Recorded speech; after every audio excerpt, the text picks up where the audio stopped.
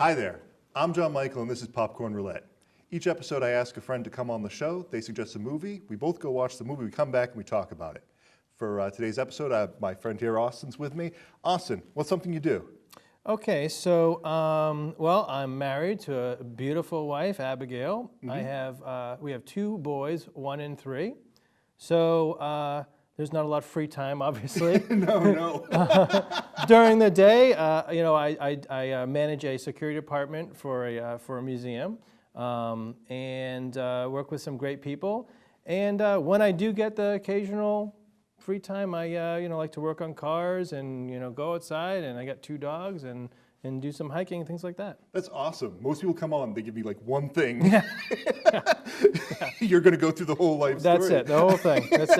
That's it. Very simple. Today we're talking about First Blood, the first Rambo movie with Sylvester Stallone, also Brian Dennehy, and it was directed by Ted Kotcheff. Why did you want to talk about First Blood? Okay, so Rambo First Blood. Now you got to think we're talking 1982. Yep. I was born in the late 70s, but I grew up in the 80s. Right. We're talking at the time where you got the rabbit ears and 3 channels on your TV. Yes. So I go downstairs on a Saturday morning. What do? We got 3 options. We got Julia Child, Yen Can Cook, or if you're lucky, you got This Old House, right? Right. So those are my options.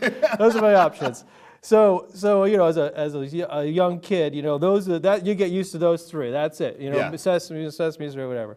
And so you got this movie Rambo that comes out, right? And I'm up in bed 9 o'clock, and I hear this shooting and explosions, and I can't sleep. I'm like, what's going on around here? And what is this world that I've never seen before? And I go into my father's office, and he's got the it's beta, it's not VHS, beta version of Rambo First Blood, and it's just like eyes wide open. So the game changer. This was not, they wouldn't have put First Blood on television. Never. This movie was R-rated, I'm pretty sure, even with the very loose ratings that was in '82. Yep. Like this movie still got the R. Absolutely. So you walk in as a young kid and you're seeing, Rambo, this guy with this huge hunting knife, and then running around the woods from all these people, and it was just like an eye-opening experience. Before we actually move too far into it, why don't we explain for people who don't know what First Blood is about? Because I'm quite sure many people they hear about Rambo and they immediately think, oh, this story takes place in Vietnam, and that's not totally incorrect. Not right at all. Right. What is First Blood about? Okay, so you're talking about John Rambo, a Vietnam Green Beret vet.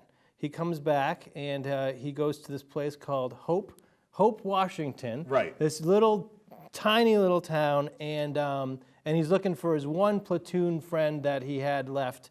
And he goes to his house. He finds his little cabin. Finds out he had passed away, and from then on out, he just hits the road and comes across this sheriff in town who doesn't like the way he looks.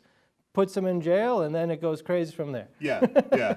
Like Rambo specifically has PTSD issues. Yes. And as soon as he's confronted with a straight razor, he's already being abused by the police department. Oh, absolutely, yeah. But like as soon as they try to shave him, that sends him right over the edge. That's the end. He's got the prison cell, and then they try to shave him, and then I'm escaping. That's it. Yeah. It goes into escape mode. We forgot the damn chocolate shakes. I was so eager to jump into First Blood with you. We're going to take a stop here and take a break. Time out. We got these. It's a very important thing to do. Absolutely. Awesome. We're not skipping this. Absolutely. Sorry about blocking the energy here that we're having, but we'll get back to it shortly. We have to take care of business. Why are we having chocolate shakes in the movie theater, Austin? Okay, so do they sell chocolate shakes in the movie theater? I don't know. I used to work for a movie theater. This was never really on the menu. But, okay. But like, I'm quite sure that there's bound to be someplace. It has to be. So in my mind, I came from the school of whatever you can sneak into the movie theater is movie theater food, and this would be the perfect thing to sneak in. Depending on the viscosity of your milkshake, you could be halfway through the movie before you finish it. Yeah. I was never a fan of the candy, the popcorn maybe, but that's you get a buttery mess at the end. Not really into the soda thing, but chocolate shake. Can you beat it? Yeah. No. Can you beat it? When you first mentioned it, you happened to mention the fact that you're going to grab McDonald's milkshakes. Yeah. And the thing about McDonald's milkshakes is that you're never quite so sure if you're sucking it out or it's being sucked into you. Exactly. So I'm kind of glad you went with Richardson's in the end. Yes, I went with the Richardson's one. So good choice. But my question really is it a frappe or a milkshake? But wouldn't it require? I don't know what a frappe is. It's like less milk, right? I don't know. It's like frappe is just oh no. Is it the same? I don't know. This is things that Wikipedia is actually meant for. Is it the same thing or not? Are we drinking frappes? Am I being asked the questions of this interview? Anyway, it's a good choice. I've snuck in plenty of things into movie theaters, but this would have been something I would have been all about. Yeah, definitely. Yeah, totally. When it comes to why is Teasel doing what he's doing? Because he seems to be. Well, I'll let you get on this. Sure.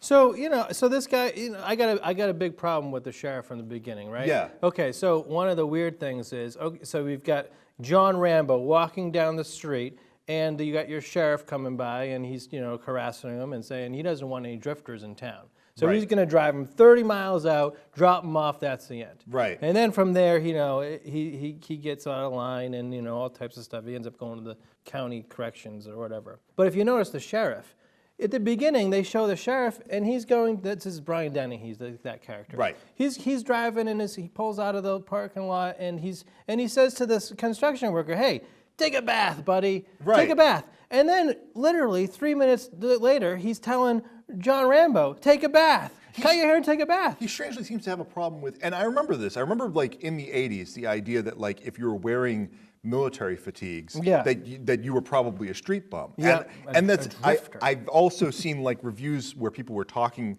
like from like millennials who hadn't lived through the 80s that like saw Teasel like say like, "Oh, like you're wearing fatigues with an American flag on it, like you don't belong in this town," and they don't understand at all like that there was an attitude back in the 80s of like you're one of those people that like you thought that we're going to take care of you and now you're just wandering around and there's a problem with you. Right. There seems to be a generational difference between these two characters. I don't know, do you know what the book First Blood is about? Well, that was 10 years earlier, and I don't know, but the little fun fact tip is the original movie was 3 hours long. Yeah. And they cut it an hour and a half. An hour and a half they cut out of that movie. I can't even imagine what that was about. Like, what exactly is in that hour and a half? Because I can guarantee you, it ain't more action. Well, I don't think they filmed more action. I just can't understand it. So is it just like elongated conversations or something like that? Maybe. There are things I would love to see from this movie. Like the flashback sequences are great and much too short.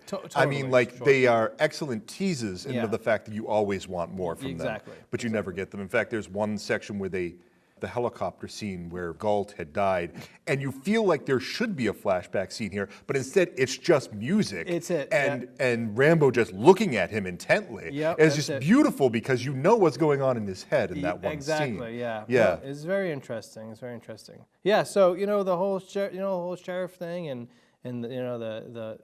he's enforcing people taking baths. That's kind of what and so Rambo doesn't show his ID and then all of a sudden he's in jail. Yeah, that's the end. Mostly the only excuse given the fact that he happens to have a knife on him. Well, talk about a knife. I mean, that's a knife. I sincerely think that knife was the launch pad for famous knife makers because that knife was made by famous Jimmy Lyle, famous knife maker. I'm glad you knew that name. I was not going to pull that one up for you. He was, but that was his launch pad to fame. And I think he was the one that really was in the forefront of knife making as a profession. That knife has won many awards over the years, going through. It's really strange because you start doing research on it, and all the research for the knife starts popping up. And it's like a prop. It is a movie prop. It's a prop, but one of the most famous movie props around. I mean, really, what comes close to that? Everyone knows. They don't know the Rambo. They don't know the narrative, but they know the knife. Yeah. I don't know. It's interesting. This is funny. You work for a security team, right? Yes. So when there's a commotion going on down in the holding area of let's say a police station in this specific situation, and you hear problems and whatnot, What are you supposed to do if you're upstairs? Are you supposed to just open the door and say, "Hey guys, what's going on down there?" You know, just unlock that blast door. yeah. Let's open up the windows and everything else. And, what went on in that movie at that station was pretty crazy. I think. You know, that was. Here's part of the question: does it seem like the response of the police department or the National Guard, which comes out later in the movie, do you think that this seems realistic? Is this what you is? Oh, I don't think. I mean, I think that what was going on there was a little bit of abuse of the power from multiple lieutenants and all types of people. Well, there's definitely that's obviously a bad thing. Nobody wants a town where your police department is abusing random strays. Is a department going to send 200 people out for a guy who didn't show his license and had a knife? I don't know. Well, why don't we switch over while we're talking about that? I might as well pull out my negative review for this episode. This one, I actually, for all the talk that there's been about this movie having tons of negative reviews when it first came out, I had a hard time finding decent negative reviews from when this first came out, because there were a few kicking around that still is in the, but many of them are just like, this movie is violent. Like, they could not get past the surface. This is more violent than the sort of movie that we're used to, by the time 1982 came around. I mean, in that way, it was kind of in the forefront. I mean, you go 10 minutes into this movie, it's action, action, action. Right. So you look at these, these new Marvel movies and, all them, well, that's like right out of that book. I mean, same, action, action, action, right from the beginning. It's interesting. This one specifically because I had to dig into Amazon instead of getting a normal quote-unquote reviewer. Sure. This one comes from Alex Halo on Amazon. The plot, in my opinion, does not spend enough time on the true story of the film. The subtle ulterior plot that I had not even noticed until sometime after the movie ultimately culminated in Rambo in 2008. It's a separate Rambo movie. That John Rambo died in Vietnam, and what emerged from the jungle was a broken, lonely man, unable to overcome the fact that, as he so put it in Rambo, war is in his blood. The movie does spend plenty of time on this, culminating in a climatic monologue by Rambo, which is itself worth a viewing of the film. But the more pressing factors of generic action flick, one-man army, badass mother versus faceless baddies overwhelmed me upon a first viewing. In First Blood, there wasn't enough affirmation that the story's about John Rambo, either in the form of more flashbacks or more exposition. Instead, it muddles in a frenzy of cold, detached action that may fare well to draw a larger entertainment-oriented crowd, but ultimately costs the main theme of the film sufficient build-up for the big final climax which solidifies the movie. So in short, the movie could have been a classic, but too much energy was built towards short-term action rather than long-term drama. Quite frankly, I'm pointing more towards the Rambo flashback by the campfire and less doofball douchebags blowing up a cave entrance than getting rowdy as frat boys for nearly effing up the mission. Bullseye, says one particularly stupid-looking idiot with glasses after firing a bazooka into a cave entrance, in a close-up shot and one-liner that really could have been done away with without any harm whatsoever. I mean, here's the thing, because they were played off as incompetent. Definitely. Did that harm the movie? Would it have been better if Rambo was fighting against people who had a better understanding of what they were doing? I mean, maybe, but I mean, you got to think. I mean, they did touch quite a bit on the PTSD at the beginning, and definitely at the end. Yeah. I mean, he is a broken character, but through those scenes of him in the woods and running from the, he's saying they drew first blood. They did it first. It wasn't me.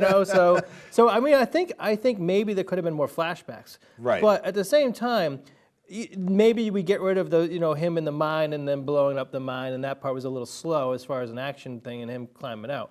But besides that, I mean, I think they kind of kept moving forward, relatively effectively. I will say, that end sequence works so well as catharsis because the audience clearly knows something's up with John Rambo besides just the surface. Yeah. And they have an understanding that there's a PTSD element going on. Right. Because they see these flashbacks, however brief they are. Exactly. But they don't have a full understanding of the character. And when he explains, however mumbly that it comes out of, you don't even have to understand what he's saying. Right. You understand where he's coming from. Yeah. You get the understanding that he's been through more than any man should possibly be through. Oh, absolutely. I mean, and the colonel comes in and he says this is, he's a fighting machine. That's what he's built to do.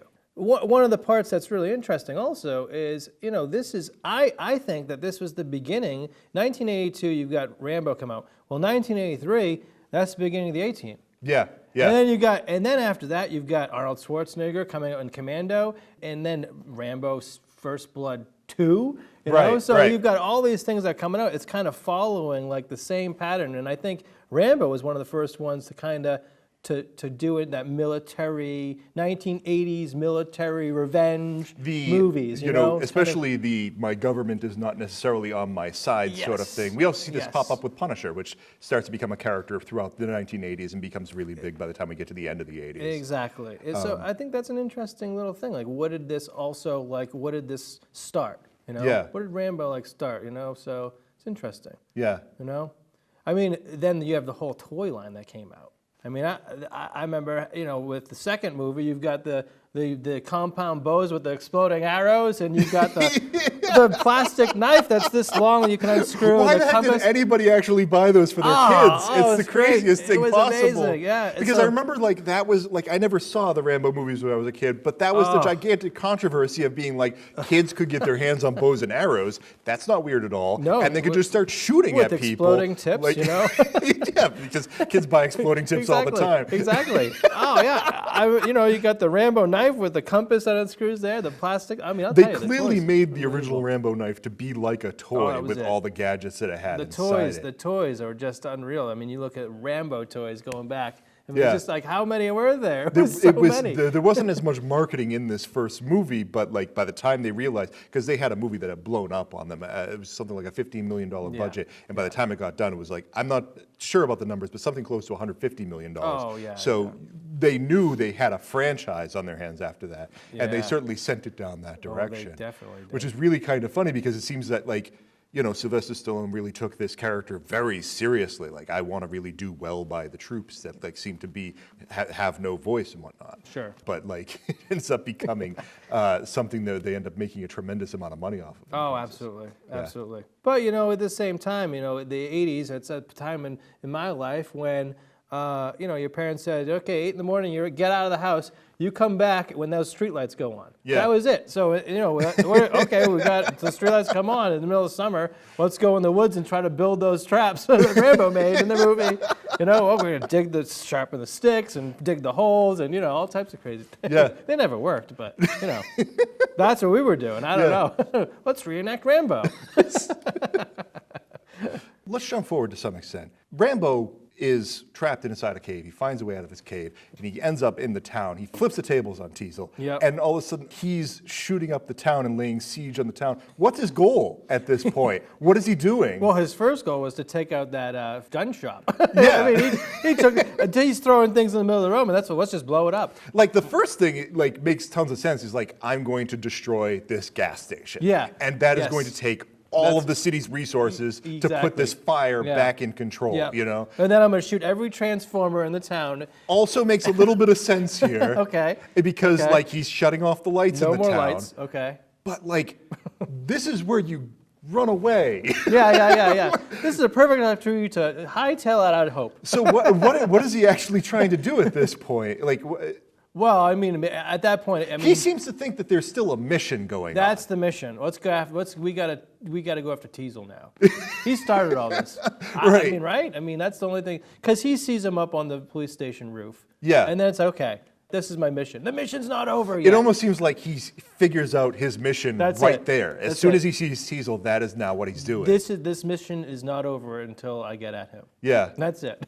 The end of the movie, they ended up. Warning, of course, we spoil everything in this damn show. Yes, if you haven't. So we've already, like, the trailer actually spoiled him going to the city, technically, but we're spoiling the very end. So at the very end, Rambo has a square off with Teasel, which lasts all of like 5 seconds because it's just I shoot my M50 at a roof and you get hit, and that's going to happen. Yeah. Teasel falls through, and then Rambo thinks that he's actually going to kill him, and then like Colonel Cathcart comes in and tells him that the mission is over, and then they have this dramatic scene. In one of the original cuts of this movie, Rambo instead commits suicide. Because he can't finish the mission and he can't go back and be part of the team. But they decided to go against that. I'm wondering if you actually would have thought like that would have made a more interesting ending, or if that would have actually been a bad choice on their part.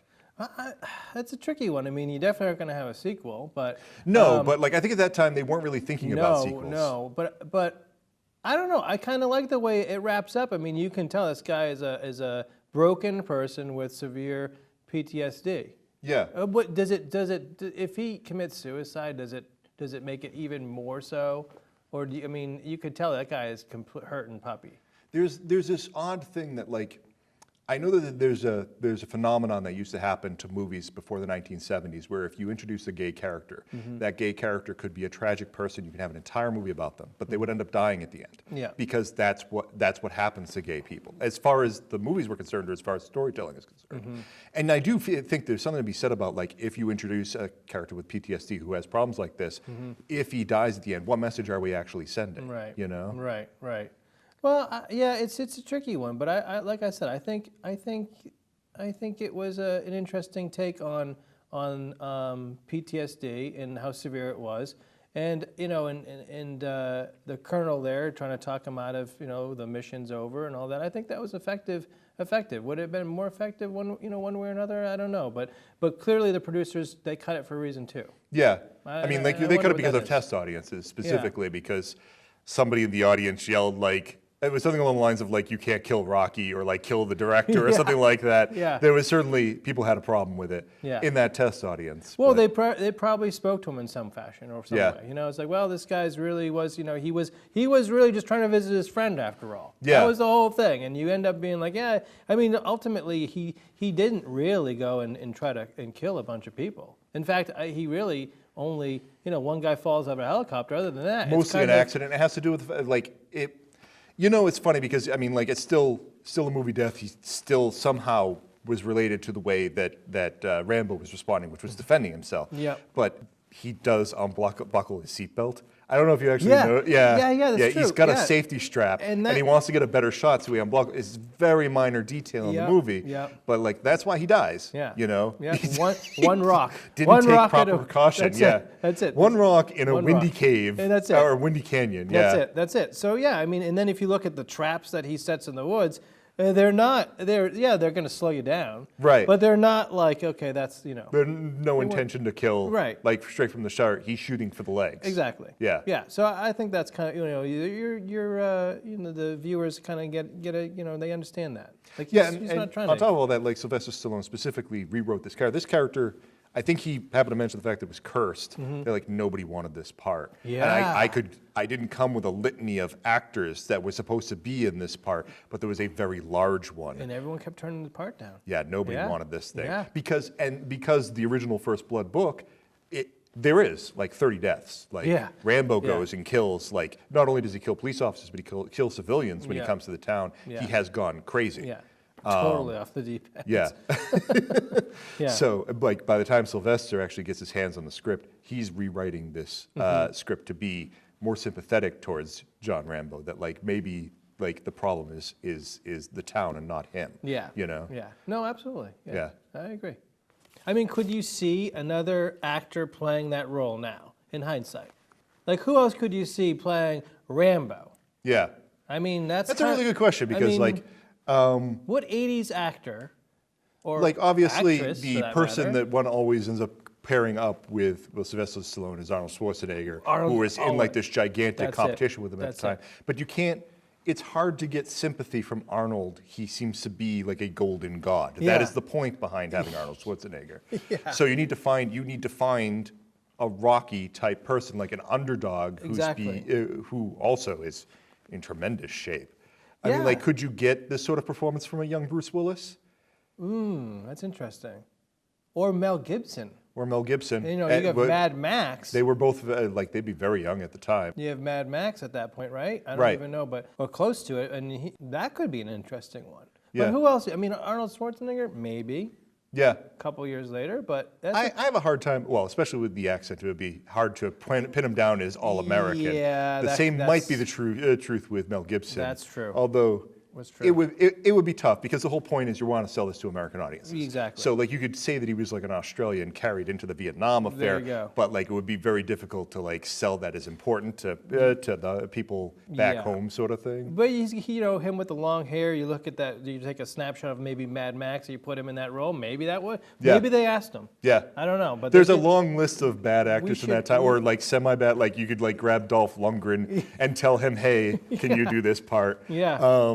But could you see someone like Dennehy? playing that role, playing Rambo role.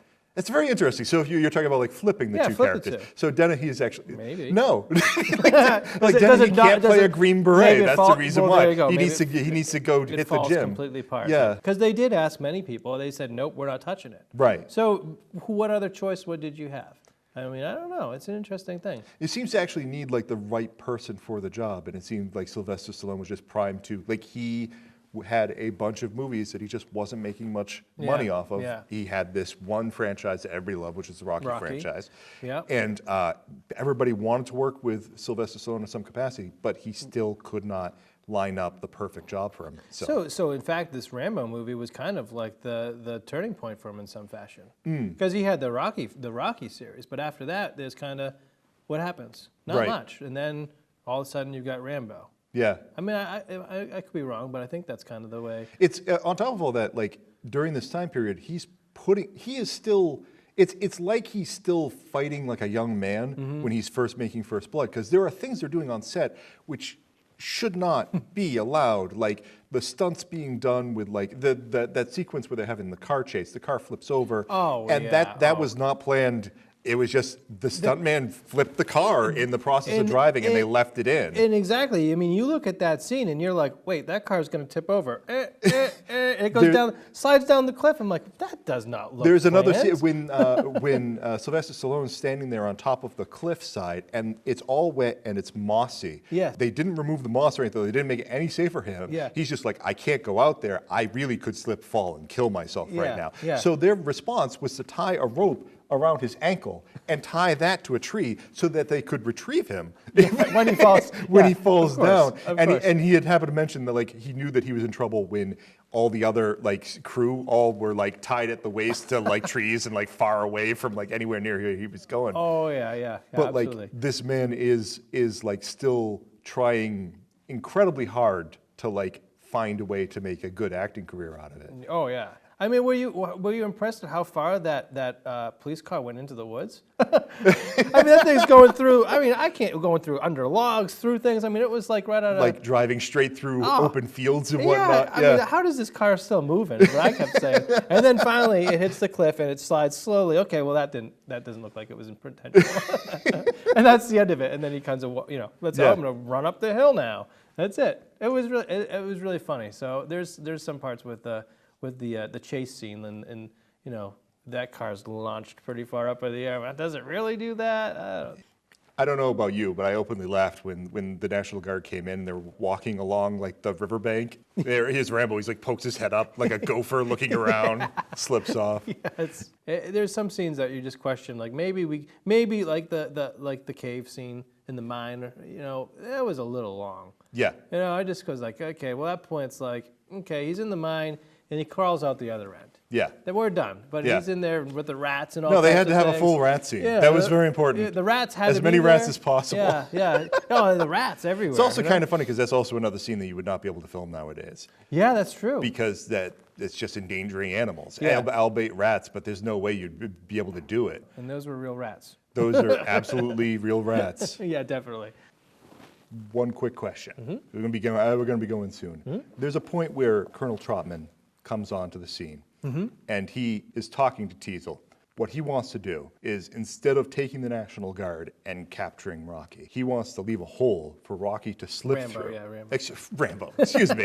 He wants to leave a hole for Rambo to slip through, so that eventually he'll find him 6 months later. Working at a gas station. Something like that. He's not going to pick up a good job. Yeah. People will recognize him, and then they'll come and they'll talk to him in a more natural surrounding where he doesn't feel as threatened or whatnot. Yeah.